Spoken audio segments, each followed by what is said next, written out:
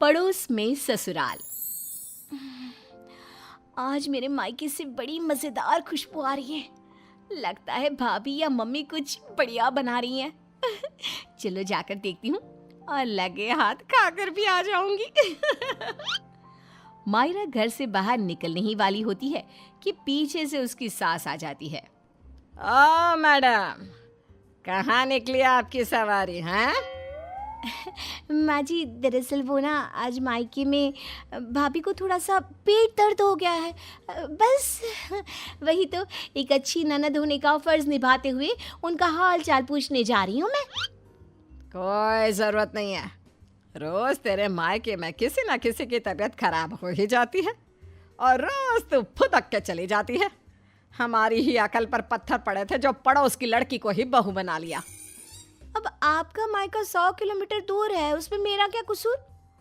आपका खाना बना दिया है, आटा भी गूंद दिया है, गर्मा गर्म फुल्की बनाकर खा लेना ना आप। ये है मयूरा, जिसका मायका और ससुराल दोनों भी आस पड़ोस में 2 मिनट की दूरी पर है, जिसका पूरा पूरा फायदा उठाते हुए मयूरा हर दिन मायके के चक्कर लगाती रहती है। हेलो मम्मी, हाय भाभी, क्या बात है?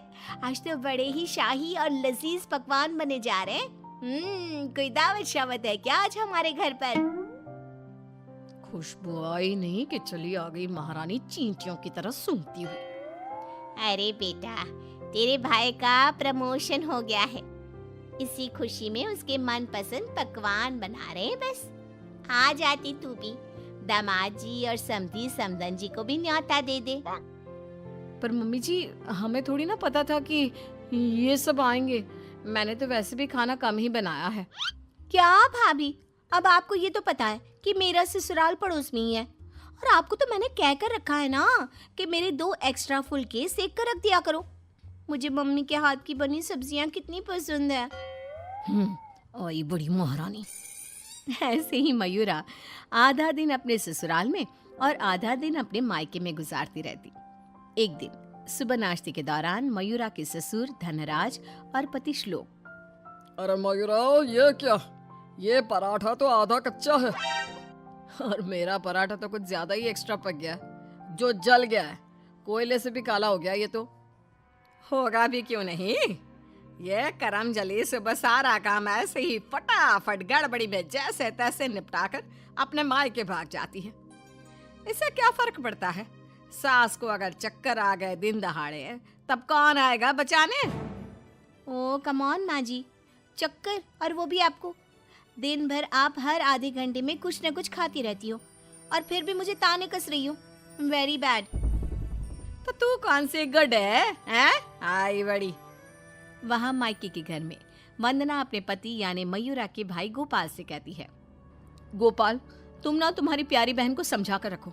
अरे तीज त्योहार, रक्षाबंधन, दीपावली, इन सब पे अपने मायके आए तो ठीक लगता है, लेकिन ये मैडम, ये तो रोज ही चली आती है मुंह उठाए। अरे सोचिए मम्मी जी, अगर मैं भी रोज इस तरह अपने मायके जाऊं तो आपको ये सही लगेगा? नहीं ना? फिर वंदना सही कह रही है मम्मी, जरा इस बात पर गौर फरमाइए। हाँ बेटा, मुझे पता है। उस दिन तो गली की औरतें भी सब्जी वाले के यहाँ गप्पे लड़ाते हुए बातें बना रही थी कि मयूरा तो दिन भर सिर्फ अपने मायके में ही रहती है। आज उसे आने दो, मीठे बोल से ही समझाऊंगी, समझ जाएगी वो। फिर जब मयूरा मायके आती है तो, मम्मी, आपको तो कोई दिक्कत नहीं है ना मेरे इस तरह आपसे मिलने यहाँ आने से? ये देख सरोज का मन ममता के मुंह में आ जाता है। ना बेटी ना, तू ऐसा क्यों सोच रही है और तेरी आंखें नम क्यों है? तू क्यों रो रही है बेटा? समदन जी ने कुछ कहा है क्या? उफ़ो, ये मम्मी जी भी ना, उन्होंने एक आंसू गिराया नहीं कि पिघल गई। नहीं मम्मी, किसी ने कुछ नहीं कहा, बस आज आपकी बहुत याद आ गई। रोज आपसे मिलती ही हूँ, लेकिन आज पता नहीं क्या हुआ। और इसी के साथ सरोज अपनी बेटी को कुछ नहीं बोल पाती और अब मयूरा का मायके में आना जाना इतना बढ़ जाता है कि वो मायके के फैसलों में भी दखल अंदाजी देने लगती है। तभी वहां पर बरखा आती है। अगर इतना ही परेशान हो तो उसे घर के अंदर आने ही क्यों देते हो? वो एक पाँव अपने मायके की नाव में रखती है और एक पाँव अपने ससुराल की नाव में। अगर एक नाव हटा दे तो ना चाहते हुए भी उसे दोनों पैर एक ही नाव में रखने होंगे ना। हाँ काकी, एकदम बराबर बात कर रही हैं आप। लेकिन समधन जी, आप अपनी बेटी के मुंह पे दरवाजा लगा पाती क्या? देखिए, मुझे वो सब नहीं पता। अब उसका पूरा संसार उसके ससुराल में बस चुका है। उसे वहां ध्यान देना चाहिए, ना कि इधर मायके में।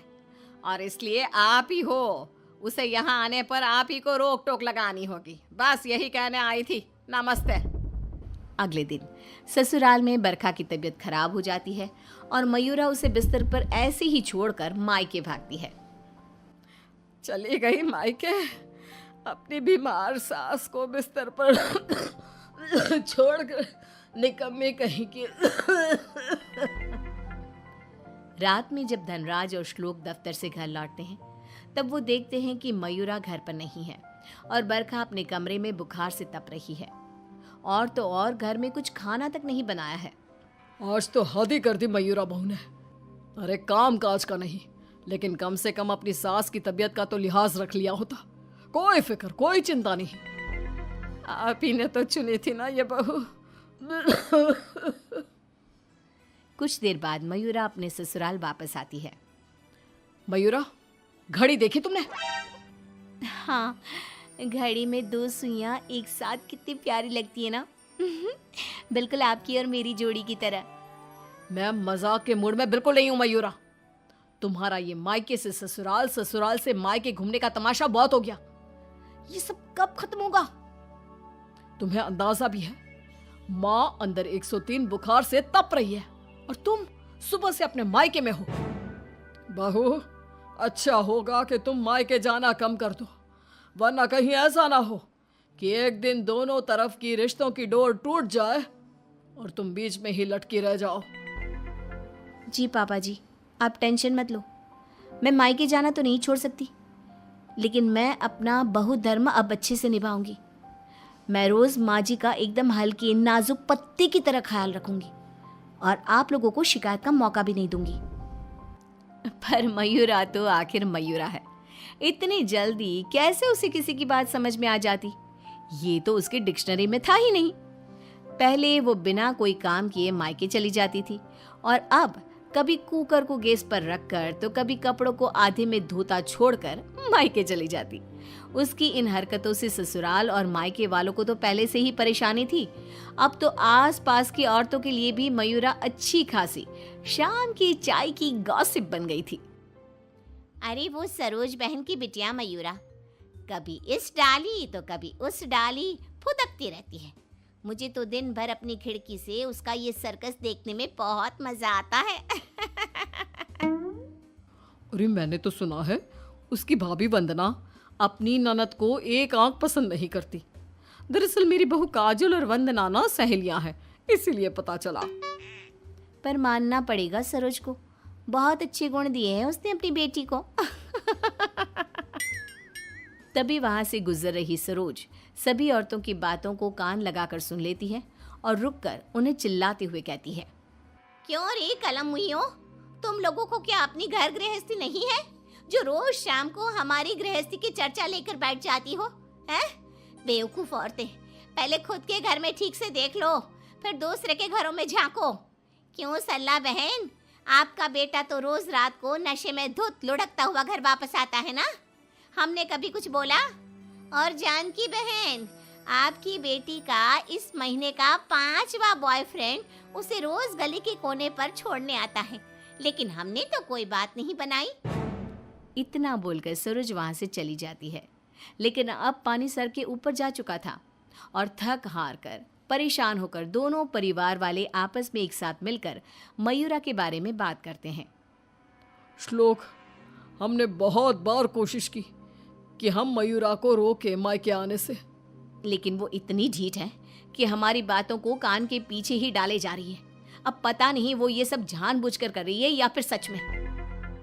समधन जी, समधी जी, अब जो भी हल निकालना है आप ही निकाल सकते हैं। दामाद जी कुछ तो कीजिए। कुछ तो आपको करना चाहिए था सरोज जी। अरे बरखा, जैसे हम बहू को रस्सी से बांध कर नहीं रख सकते, वैसे ही एक माँ होने के नाते सरोज जी भी मयूरा को मायके में प्रवेश करने से नहीं रोक सकती। अरे उसने पूरा बचपन बिताया है वहां पर। लेकिन अब नहीं, अब तो इस सब का एक ही रास्ता है। जो काम मैंने 1 साल पहले नहीं किया था वो मैं अब करूंगा। ऐसा क्या कर लेगा तू बेटा? मुझे कंपनी की तरफ से चिरौलीपुरा में ट्रांसफर लेटर दिया गया था, वो भी दुगनी सैलरी के बेसिस पर। लेकिन 1 साल पहले आई इस ऑफर को मैंने मयूरा की खुशियों के लिए ठुकरा दिया था, क्योंकि अगर हम यहाँ से कहीं और जाकर शिफ्ट हो गए तो वो अपने मायके को मिस करेगी। तभी शादी भी नहीं थी, और अब ऐसा कुछ भी नहीं है। तो तुम ये कहना चाह रहे हो कि तुम सब यानी मयूरा के ससुराल वाले अब उसके मायके से दूर चले जाएंगे? जी हाँ, मैं इस ऑफर को अभी भी एक्सेप्ट कर सकता हूँ और फिर हम सब यहाँ से चले जाएंगे। अब हम और कर भी क्या सकते हैं? अगर मयूरा को अपने मायके जाने से रोकना है तो बेहतर यही होगा कि उसके पड़ोस के ससुराल को दूर ले जाए और उसके ससुराल वाले ही अलग जाकर रहे, जिससे वो रोज अपने मायके नहीं जा पाएगी। सभी श्लोक के इस फैसले पर सहमति जताते हैं और फिर मयूरा अपने पति की ट्रांसफर की वजह से शिफ्ट होने की बात को साधारण समझकर अपने मायके से दूर चली जाती है। जो भी कहो, सही मायनों में बहू विदा करके तो मैं अब लाई हूँ।